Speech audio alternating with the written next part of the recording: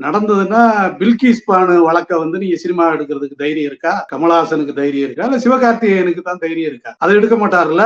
அப்ப வந்து உலகத்திலே யார் அவன் இடிச்சவன் அப்படின்னு தேடி பிடிச்சி காஷ்மீர் மக்களையும் தேசிய இன உரிமைகளுக்காக போராடுகிற அந்த மக்களையும் ஒரு குறிப்பிட்ட சமூகத்தையும் குற்றவாளிகளாக திரைத்துறையில் நிறுத்துவது எந்த வகையில நியாயம்னு நான் கேட்கிறேன். இப்ப வந்து கமலஹாசன் பண்ண ஒரு 35 கல்யாணம் பண்ணாரு, பல பேரை விரட்டி விட்டாரு. அதை நான் சினிமா எடுத்தா கமலஹாசன் ஒத்துக்குவாரா? ஒத்துக்க மாட்டார்ல.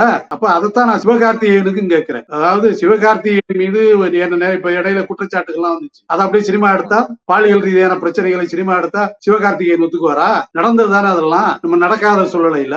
அப்ப திட்டமிட்டு ஒரு சமூகத்தை வன்முறை சமூகமாக சித்தரிப்பது எந்த வகையில நியாயம்னு நான் கேட்கிறேன். அது கமலஹாசனா இருக்கட்டும் அல்லது சிவகார்த்திகேயனா இருக்கட்டும் இல்ல யாரா இருக்கட்டும். இப்ப விஸ்வரூபம் படத்துக்கு பின்னாடி நான் எல்லாம் வந்து கமலஹாசன் திருந்திட்டாருன்னு நினைச்சேன். ஆனா கமலஹாசன் திருந்தின மாதிரி எனக்கு தெரியல. அவர் இன்னொரு வளருகிற இளம் நடிகரையும் அதுக்குள்ள இழுத்து விடுறாரு.